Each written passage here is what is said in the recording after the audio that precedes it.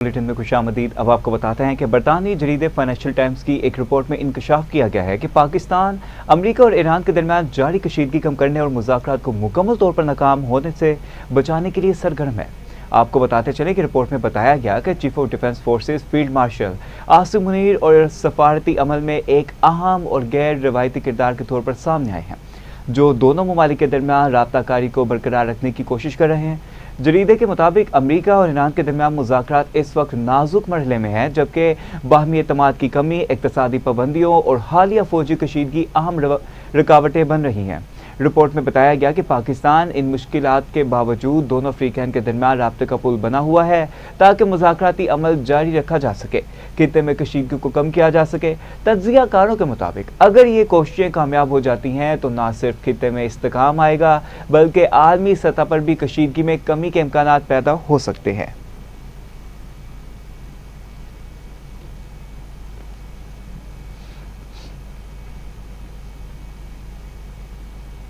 तो दूसरी जानिब तर्जुमान व्हाइट हाउस कैरोलिन लिविट ने कहा कि ईरान से सीज फायर की डेडलाइन तय नहीं की, वक्त का तयन खुद कमांड इन चीफ करेंगे।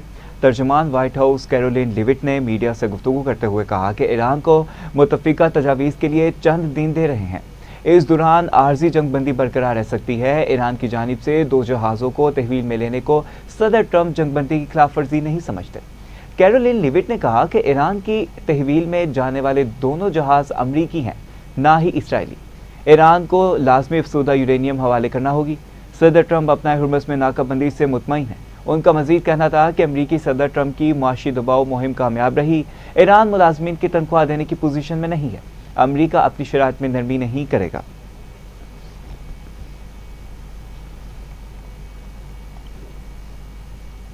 Set on where we are. As you all saw yesterday, President Trump announced an extension of the ceasefire. He's maintaining and generously offering a bit of flexibility to a regime who has been completely tarnished because of Operation Epic Fury. There's obviously a lot of internal division. This is a battle between the pragmatists and the hardliners in Iran right now, and the president wants a unified response. And so as we await that response, there's a ceasefire with the military and kinetic strikes, but Operation Economic Fury continues, and the effective and successful naval blockade continues as well of ships and vessels that are moving to and from Iranian ports. We are completely strangling their economy through this blockade. They're losing $500 million a day. The Karg Island is completely full. They can't move oil in and out. They can't even pay their own people as a result of this economic leverage that President Trump has inflicted over them. So he's satisfied with that as we await their response, and we will see. The president has not set a firm deadline to receive an Iranian proposal, unlike some of the reporting I've seen today. Ultimately, the timeline will be dictated by the commander-in-chief and the president. Iran के सदारती दफ्तर ने कहा है कि इंसाफ, वकार और दानिशमंदी की बुनियाद पर मुज़ाकरात का दरवाज़ा अब भी खुला है। ईरानी सदर के दफ्तर ने मुल्क की क़यादत में इख्तलाफात की खबरें मुस्तरद कर दी और कहा कि ईरानी क़यादत के अंदर मसाली इत्तेहाद है। तर्जुमान ईरानी सदारती दफ्तर मेहदी तबातबई ने अमरीकी सदर का नाम लेते हुए बगैर कहा कि दुश्मन सियासी प्रोपोगंडा कर रहा है। झूठ गढ़ने के बजाय इन्हें अपनी वादा खिलाफी, ढोंस और फरेबकारी बंद करनी चाहिए। इंसाफ, वकार और दानिशमंदी की बुनियाद पर मुज़ाकरात का दरवाज़ा अब भी खुला है।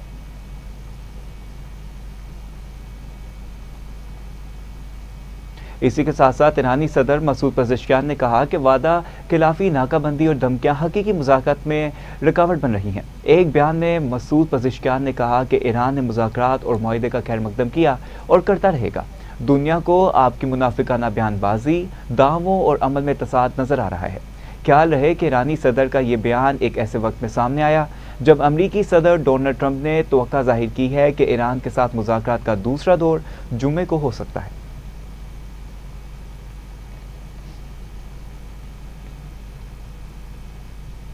तो इसके बरक्स ईरान के साथ जारी अहम और हसास बहरी ऑपरेशन के दौरान अमरीकी बहरिया के सेक्रेटरी जॉन सी फेलन के पेंटागन से अचानक रद्दी के ऐलान को एक गैर मुतवक्का और अहम पेशरफ्त करार दिया जा रहा है।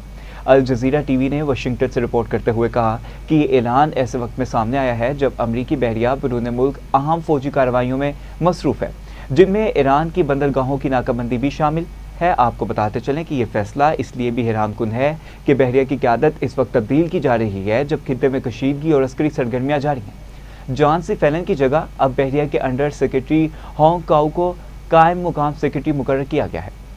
आपको बताते चले कि मुबस्सिरीन के मुताबिक होंग काओ को एक काबिल एतमाद इंतखाब समझा गया है, क्योंकि वो 30 साल तक अमरीकी बहरिया में खिदमात अंजाम दे चुके हैं, जबकि इनके बारे में कहा जाता है कि इनका फौजी खिदमात का पस मंजर नहीं था।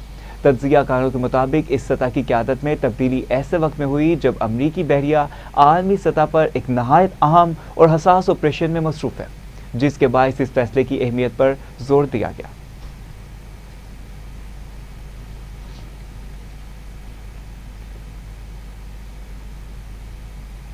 अमरीकी फौज के सेंट्रल कमांड ने कहा कि अफगान हुर्मुज़ पर नाकाबंदी के आगाज के बाद से इनकी अफवाज अब तक 29 जहाज़ों को रोक चुकी है और ये दावा किया कि मुतअद्दिद तजारती बहरी जहाज़ों के नाकाबंदी से बच निकलने की मीडिया रिपोर्ट्स दुरुस्त नहीं है।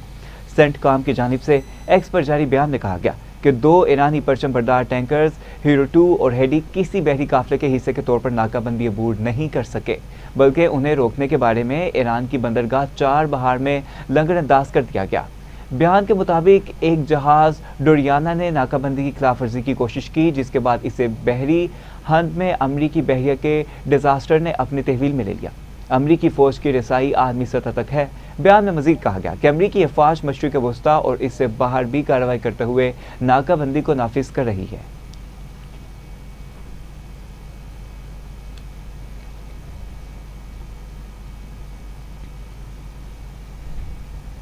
तो इसी पर चीन ने अमरीकी सदर के दावे की तरदीद करते हुए कहा कि तहवील में लिए गए बहरी जहाज में ईरान के लिए तोहफा नहीं था। चीनी वजारत खारजा के तर्जुमान ने कहा कि यह गैर मुल्की कंटेनर जहाज था जिसे अमरीका ने तहवील में लिया। चीन किसी भी बदनीयती पर मबनी ताल्लुक जोड़ने और क्या आसराइयों की मुखालफत करता है। बड़ी ताकत की हैसियत से चीन ने हमेशा अपनी बैनुल-अक़वामी जिम्मेदारियां पूरी की। तर्जुमान ने कहा कि इलाकाई सूरत हाल जंग और अमन के दरमियान नाजुक मोड़ पर है। दोबारा जंग रोकने के लिए हर मुमकिन कोशिशें करना होगी। ईरान अमरीका तनाज़े को सियासी और सफारती जरिए से हल करने की हमायत करता है।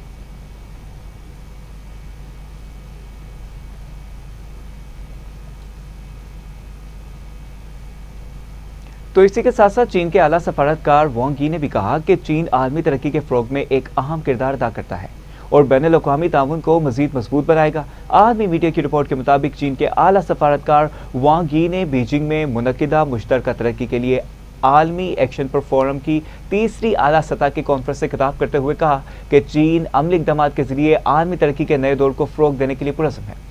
वांग यी के मुताबिक आलमी तरक्याती इक़दाम गुज़िश्ता 5 बरसों में एक तजवीज़ से बढ़कर आलमी इत्तफ़ाक़ राय की शक्ल इख्तियार कर चुकी है और इसके मुस्बत नताइज सामने आ रहे हैं। उन्होंने कहा कि चीन तमाम ममालिक के साथ मिलकर तरक्याती वसाइल को यकजा करने, पुरअमन तरक्की के रास्ते को मजबूत बनाने और खुले आलमी माहौल को फ़रोग़ देने के लिए तैयार है।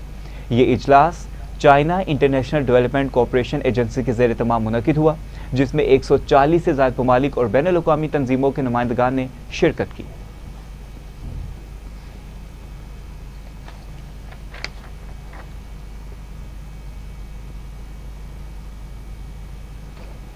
तो आगे चलते हैं और आपको बताते हैं कि बरतानिया और फ्रांस की अबनाए हुर्मुज़ दोबारा खोलने के लिए लंदन में 30 से ज़ायद ममालिक के फौजी मनसूबे साजों के साथ 2 रोज़ा कॉन्फ्रेंस आज हो रही है। बरतानी वजारत दफ़ा के मुताबिक कॉन्फ्रेंस में फौजी मनसूबा साज अपने ममालिक की सलाहियतों, कमांडर और कंट्रोल के ढांचे के साथ साथ मिलिट्री फोर्सेज की खिते में तैनाती पर भी बात करेंगे। रिपोर्ट्स के मुताबिक अबनाए हुर्मुज़ खुलवाने के लिए कॉन्फ्रेंस में पेश किए गए किसी भी फौजी मनसूबे को पायदार जंगबंदी मुआहदे के बाद आगे बढ़ाया जाएगा।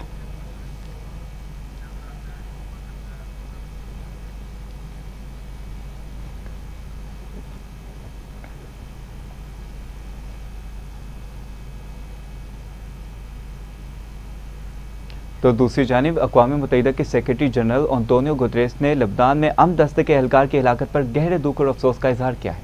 तर्जुमान एंटोनियो गुतरेस के मुताबिक फ्रांसीसी अमन दस्ते के 31 साला एहलकार जनूबी लबनान में हमले के दौरान जख्मी हुए और बाद अज़ां दम तोड़ गए। वो धमाका खेज मौत को नकारा बनाने वाली टीम का रुकन और तरबियत याफ्ता कुत्ते का हैंडलर था। बयान में कहा गया कि ये टीम अक़वाम मुत्तहिदा के अमन मिशन के तहत फ्रांसीसी दस्ते के साथ एक सड़क को साफ कर रही थी कि इस दौरान इन पर हमला किया गया।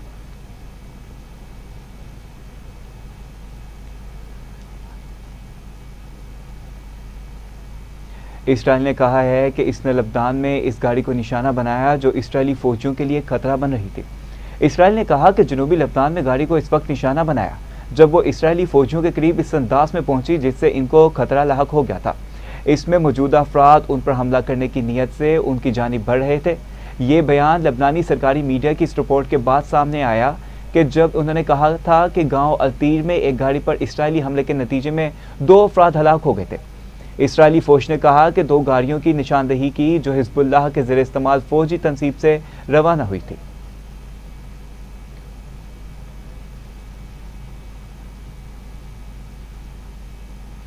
तो इसी पर इसराइली फौज ने लबनान में ताक़ुब करके सहाफ़ी अमल खलील को शहीद और ज़ैनब फ़र्ज को ज़ख्मी कर दिया। लबनान की वजारत सेहत ने कहा कि इसराइली फौज ने लबनानी सहाफ़ियों का ताक़ुब करते हुए इन्हें निशाना बनाया। सहाफ़ी ज़ैनब फ़र्ज और अमल खलील जनूबी कस्बे अलतीरी में पहले हमले के बाद एक घर में पनाह लिए हुए थे, जहाँ इसराइली फोर्सेज ने इन्हें निशाना बनाया। लबनानी रेड क्रॉस ज़ख्मियों को मुंतकिल करने के लिए मौका पर पहुंची तो इसराइली फौज ने इमदादी कार्रवाई में रुकावट डाली। एम्बुलेंस पर स्टन ग्रेनेड फेंका और इस पर फायरिंग भी की। जख्मी ज़ैनब फ़र्ज और पहले हमले में जहां बाग होने वाले 2 अफराद की लाशें अस्पताल मुंतकिल कर दी गईं। इमदादी टीमें शदीद फायरिंग के बाइस काफ़ी देर तक अमल खलील तक ना पहुंच सकीं। बाद लबनानी फौजों ने अमल खलील की लाश मलबे के नीचे से बरामद कर ली। आपको बताते चलें कि लबनानी हुकाम ने इन कार्रवाइयों की शदीद मजम्मत करते हुए नाकाबिल कबूल और गैर कानूनी जारियत करार दिया है।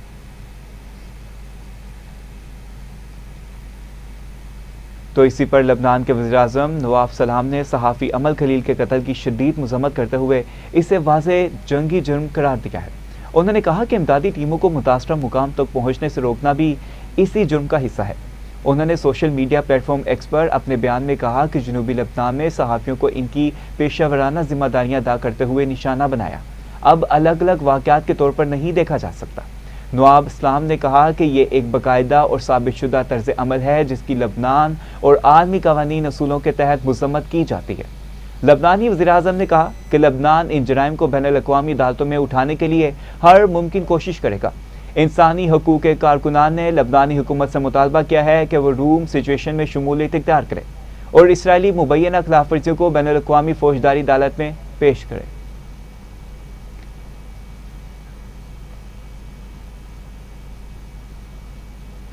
अब आपको बताते हैं कि डायरेक्टर जनरल ISPR ने पहलगाम फौज फ्लैग पर एक खसूसी ब्रीफिंग में चंद सवालात उठाते हुए जिनके जवाब भारत साल गुजरने के बाद भी नहीं दे सका। DG ISPR lieutenant general Ahmed Sharif Chaudhry ने 30 अप्रैल 2025 को ब्रीफिंग के दौरान पहलगाम फौज फ्लैग से पर्दा उठाया था। पाक फौज के शोबा ताल्लुकात आमा के सरबराह का कहना था कि हम इस वाक़े के हक़ाइक़ पर जाएंगे, इल्ज़ामात पर नहीं। अगर इल्ज़ाम यह है कि यह वाक़या पाकिस्तानी सरजमीन से नाम नहाद दहशतगर्दों ने किया तो ये मद्देनज़र रखा जाएगा कि पहलगाम किसी भी पाकिस्तानी कस्बे से 200 किलोमीटर से ज़्यादा दूर है। DG ISPR ने प्रेस कॉन्फ्रेंस में ठोस सबूतों के साथ हक़ाइक़ सामने रखे और भारतीय फौज फ्लैग के ड्रामे को बेनकाब किया।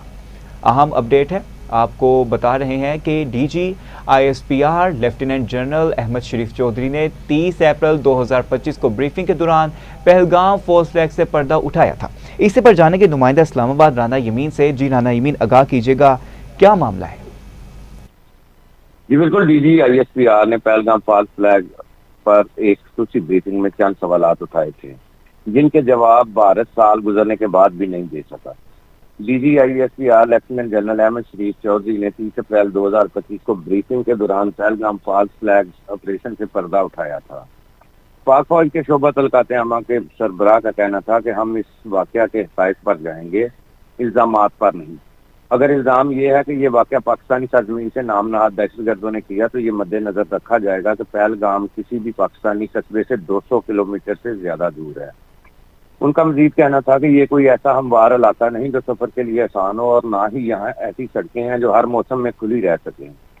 जायब कुआ से पुलिस स्टेशन तक पहुंचने में कम से कम आधा घंटा लगता है। FIR के मुताबिक 10 मिनट में पुलिस का पहुंचना और वापस आकर रिपोर्ट दर्ज करना सवालिया निशान है, जिससे तैयारी का शुबा पैदा होता है।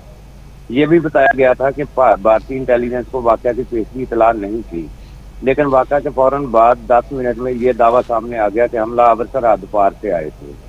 उन्होंने वादे किया था कि एक बयानिया बनाया जा रहा है कि ये कार्रवाई मजहब की बुनियाद पर हुई और मुसलमानों को छोड़कर हिंदुओं को निशाना बनाया गया। पहलगाम का वाक़या भारतीय इंटेलिजेंस और सिक्योरिटी इदारों की नाकामी की वजह से पेश आया। वाकई के कुछ ही देर बाद ये भी कहा जाने लगा कि दहशतगर्द मुसलमान थे जिन्होंने सियाहों को कत्ल किया। DGISPR का कहना था कि दहशतगर्दी का कोई मजहब नहीं होता, ना मुसलमान, ना ईसाई और ना ही हिंदू दहशतगर्द होता है। ये कहना दुरुस्त नहीं कि सिर्फ हिंदुओं को निशाना बनाया गया। उन्होंने मीडिया के सामने पहलगाम फॉल्स फ्लैग पर सिर्फ हम नहीं, भारत बल्कि भारत के अंदर से भी आवाजें उठ रही हैं। वाकया के फौरन बाद भारत के मखसूस सोशल मीडिया हैंडलर्स ने खबर ब्रेक करना शुरू कर दी। भारतीय एजेंसियों ने मुंसलिक हैंडलर्स ने महज 5 मिनट में मलबा पाकिस्तान पर डाल दिया।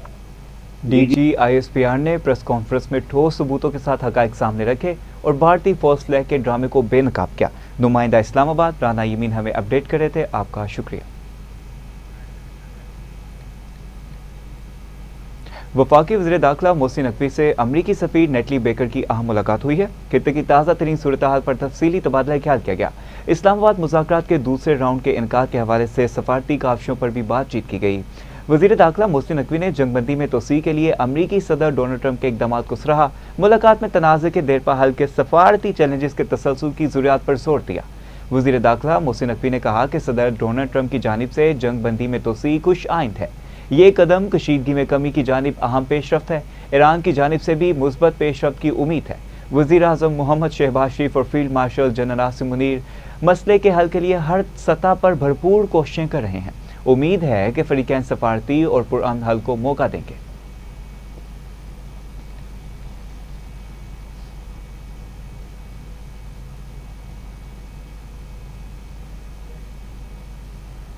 नायब अमीर जमात इस्लामी लियाकत बलोच ने कहा कि पाकिस्तान ने जंगबंदी सालसे के लिए अमरीका ईरान के दरमियान तवाज़ुन से अच्छी कोशिश की है। अमरीका और ईरान के दरमियान मुज़ाकरात और माहिदा आलमी अमन के लिए ज़रूरी है। लाहौर से जारी बयान में लियाकत बलोच ने कहा कि वज़ीर-ए-आज़म फील्ड मार्शल मुल्क के अंदर सियासी इक़्तिसादी बहरान की हकीकत तस्लीम करें। पंजाब हुकूमत के पुलिस इस्लाह का वादा अमली सच है। आपको बताते चलें कि पंजाब हुकूमत की पुलिस का इस्लाह का वादा अमली सच नहीं, ये कहना है उनका। अवाम के लिए पुलिस निज़ाम नाकाबिले बर्दाश्त है। सरकारी महकमों में करप्शन, रिश्वत, अयाशी और मुफ्तखोरी कौमी मईशत के लिए कैंसर बन गई है।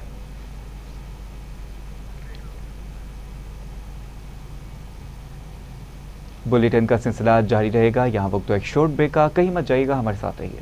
चलते हैं और आपको बताते हैं कि अफगानिस्तान से ताल्लुक़ रखने वाले हैकर्स ने एक भारतीय मीडिया नेटवर्क को साइबर हमले का निशाना बनाते हुए इसकी नशरियात में मुदाखलत कर दी है और अपना खसूसी पैगाम नशर किया है। रिपोर्ट्स के मुताबिक हैकिंग का निशाना बनने वाला मीडिया प्लेटफॉर्म वन इंडिया है, जिसकी नशरियात के दौरान गैर मामूली और सियासी नोयत के पैगाम दिखाए गए।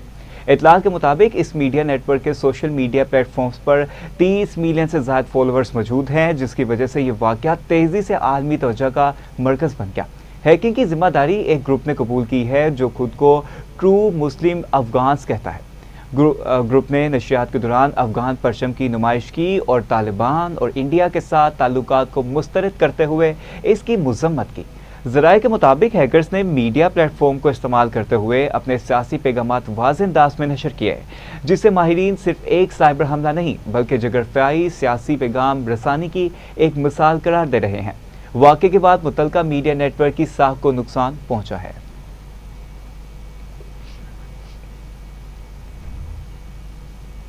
तो दूसरी जानिब सिंध हुकूमत ने रेड लाइन मनसूबे पर काम तेज़ करने का ऐलान कर दिया। वज़ारत इत्तलात सिंध शर्जील इनाम मेमन ने कहा कि रेड लाइन वाहिद मनसूबा है जिससे आवाम को तकलीफ हो रही है, ताहम हुकूमत इसे जल्द मुकम्मल करने के लिए इकदाम कर रही है। शर्जील मेमन ने बताया कि रेड लाइन मनसूबे पर काम तसल्ली बख्श है और जारी है, जिसके बायस हुकूमत ने मुतलका कॉन्ट्रैक्ट ख़त्म कर दिया।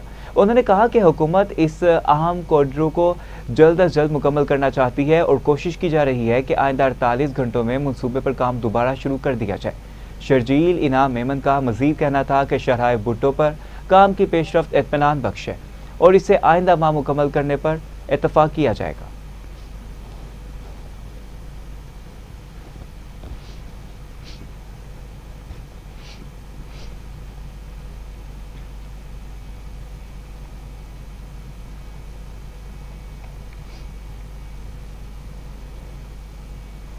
वज़ीर आला की हिदायत पर डीजी फूड पंजाब की जानिब से सूबा भर में गंदम खरीदारी का अमल जारी है, जिसमें किसानों की बड़ी तादाद शरीक हुई है। आपको बताते चलें कि डीजी फूड पंजाब अमजद हफीज़ ने कहा कि अब तक 63,313 किसान रजिस्टर्ड हो चुके हैं, जबकि सूबे की 230 गंदम खरीदारी मराकज़ पर रजिस्ट्रेशन का अमल जारी है। उन्होंने बताया कि पंजाब भर में 14 कंपनियां गंदम की खरीदारी में हिस्सा ले रही हैं, जबकि महकमा खुराक के पास 18,62,428 मैट्रिक टन बारदाना मौजूद है। डीजी फूड का मजीद कहना था कि अब तक किसानों में 26,260 बैग्स बारदाना तकसीम किया जा चुका है, जबकि हुकूमत की जानिब से किसानों को 6 अरब रुपए मालियत का बारदाना मुफ्त फ्राहम किया जा रहा है। हुकाम का कहना है कि इस इक़दाम का मकसद किसानों को सहूलत फ्राहम करना है।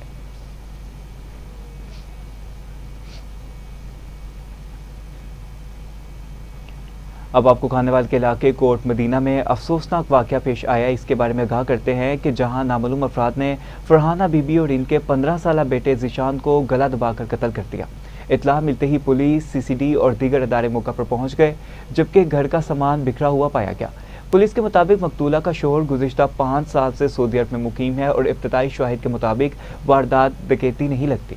लाशों को पोस्टमार्टम के लिए डिस्ट्रिक्ट हस्पताल मुंतकिल कर दिया गया, जबकि डीपीओ खानेवाल ने मौका पर पहुंचकर तहकीकात का आगाज़ किया है। अहम और अफसोसनाक आपको खबर से आगाह करें कि खानेवाल के इलाके कोट मदीना में अफसोसनाक वाक़या पेश आया, जहां नामालूम अफराद ने फरहाना बीबी और इनके 15 साला बेटे ज़ीशान को गला दबाकर कत्ल कर दिया।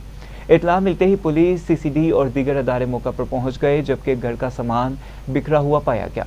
पुलिस के मुताबिक मकतूला का शोहर गुज़िश्ता 5 साल से सऊदी अरब में मुकीम है और इब्तदाई शवाहिद के मुताबिक वारदात डकैती नहीं लगती। लाशों को पोस्टमार्टम के लिए डिस्ट्रिक्ट अस्पताल मुंतकिल कर दिया गया, जबकि डीपीओ खानेवाल ने मौके पर पहुंचकर तहकीकात का जायज़ा लिया है। अहम और अफसोसनाक खबर से आपको आगाह करें, जो अफसोसनाक खबर खानेवाल से पेश आ रही है कि खानेवाल के इलाके कोट मदीना में अफसोसनाक वाक़या पेश आया, जहां नामालूम अफराद ने फरहाना बीबी और इनके 15 साला बेटे ज़ीशान को गला दबाकर कत्ल किया। इसी पर जानेंगे हमारे नुमाइंदा अदनान रसूल से। जी बताइएगा, ये क्या मामला है?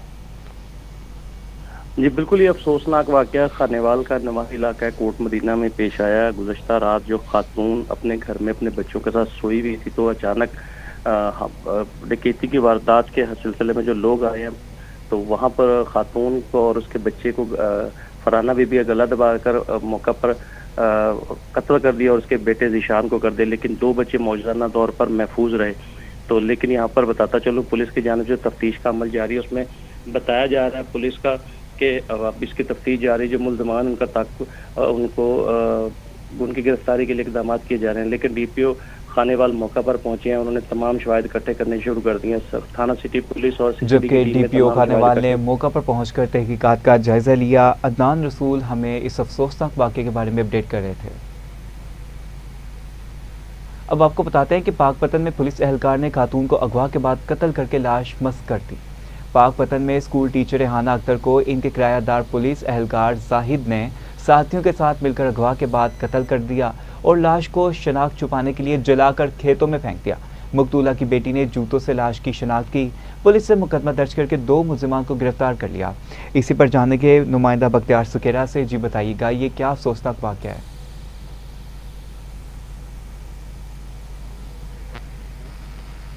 आपको बताते चलें कि पुलिस ने मुकदमा दर्ज करके 2 मुलजिमान को गिरफ्तार कर लिया, जबकि मरकजी मुलजिम की तलाश जारी है। अफसोसनाक वाक़या है जो पेश आया पाकपतन में, जहां पुलिस एहलकार ने खातून को अगवा के बाद कत्ल करके लाश मस्त कर दी। पाकपतन में स्कूल टीचर रेहाना अख्तर को इनके किरायादार पुलिस एहलकार जाहिद ने साथियों के साथ मिलकर अगवा के बाद कत्ल किया। इसी पर जाने के नुमाइंदा बख्तियार सुकेरा से। जी आगाह कीजिएगा, ये अफसोसनाक वाक़या क्या है?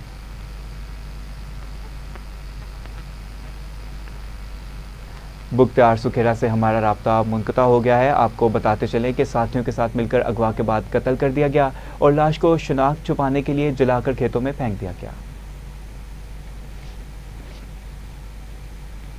थाना नूरशाह पुलिस ने क्रैकडाउन के दौरान 3 खवातीन और 1 मर्द मंशियात फरोश को गिरफ्तार करके इनके कब्जे से तकरीबन 7 किलोग्राम चरस बरामद कर ली।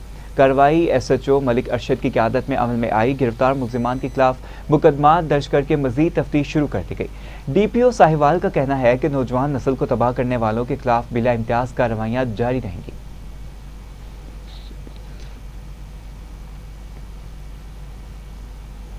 तो दूसरी जानिब खानपुर महर में ट्रैक्टर ट्राली के नीचे आकर 9 साला बच्चा जहां भाग हो गया। अफसोसनाक खबर आपको बता रहे हैं कि मोमल मारी के करीब गांव हाजी लाल बख्श वसीर में अफसोसनाक हादसा पेश आया, जहां 9 साला हिम्मत अली वसीर ट्राली के नीचे आकर कुचला गया। अहले इलाका के मुताबिक बच्चा नींद के बाद ट्राली के नीचे सो गया था और ट्रैक्टर चलने पर हादसा पेश आया। बच्चे की लाश को घोटकी अस्पताल मुंतकिल करके जरूरी कार्रवाई के बाद बुरसा के हवाले कर दिया गया।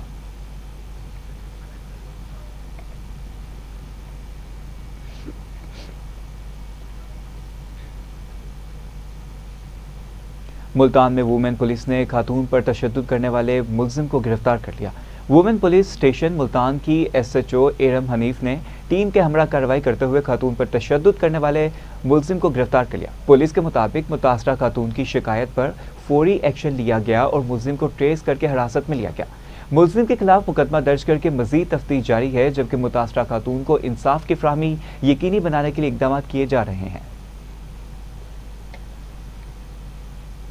अटक पुलिस ने चोरी के वाक़े में मुलविस मुलजिम को गिरफ्तार करके 40 लाख के जेवरात बरामद कर लिए। थाना सिटी अटक पुलिस ने शहरी के घर से तलाई जेवरात चोरी करने वाले मुलजिम उसामा नासिर को जदीद टेक्नोलॉजी की मदद से ट्रेस करके गिरफ्तार कर लिया। मुलजिम के कब्जे से 40 लाख से ज़ायद मालियत के जेवरात बरामद कर लिए गए हैं।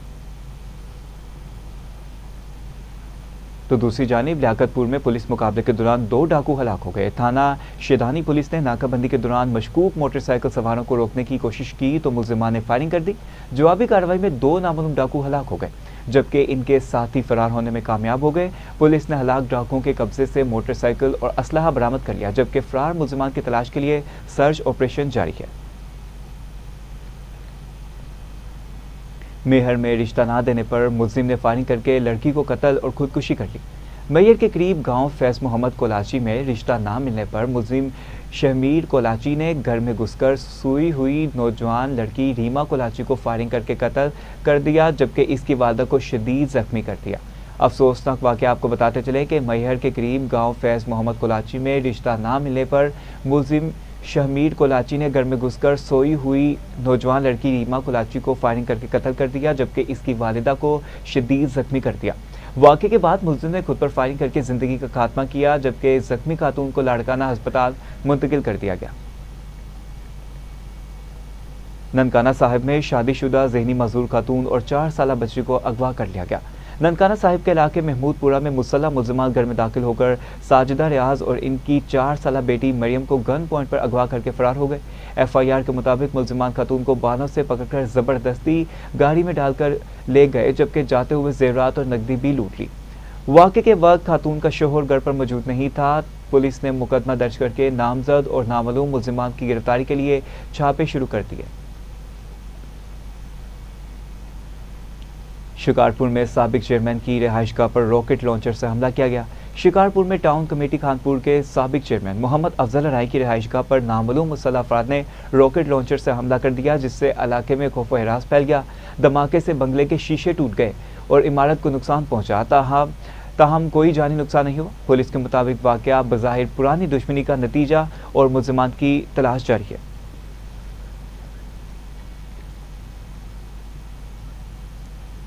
जंग में तालिब इल्म पर तशद्दुद के वाक़े का नोटिस लेकर मुलजिम गिरफ्तार कर लिया गया। 18 हज़ारी के इलाके पीर कोट में एक निजी स्कूल में कमसन तालिब इल्म पर मुबैना तशद्दुद का वाक़या सामने आया, जिस पर DPO जंग साजिद हुसैन ने फौरी नोटिस लिया। पुलिस ने कार्रवाई करते हुए मुलजिम नसरुल्लाह को गिरफ्तार कर लिया और मुकदमा दर्ज करके तहकीकात शुरू कर दी। शेखुपुरा में शहबाज शरीफ मदर एंड चिल्ड्रन अस्पताल में नई वार्ड का इफ्तिताह कर दिया गया। सूबाई वजीर इत्तलात अस्मा बुखारी ने शेखुपुरा के शहबाज शरीफ मदर एंड चिल्ड्रन अस्पताल में 12 बेड्स पर मुश्तमिल नई वार्ड का इफ्तिताह किया। अस्पताल में पहले से मौजूद 20 बेड्स के साथ मजीद सहूलियात का इजाफा भी कर दिया गया। अस्पताल में रोजाना 1000 से ज़ायद मरीज मुस्तफ़ीद हो रहे हैं, जबकि अद्वियात, साफ पानी और दीगर बुनियादी सहूलियात भी फराहम की जा रही हैं।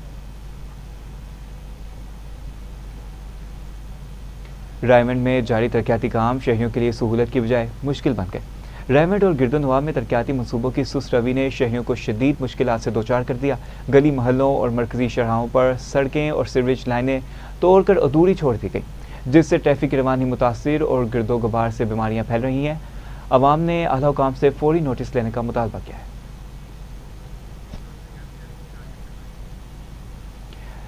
इसी के साथ साथ न्यूज़ स्टूडियो से फिल वक्त इतना ही। मोहम्मद अली को इजाज़त दीजिए। मज़ीद अहम खबरों की तफसीलात के लिए देखते रहिए TV टुडे न्यूज़।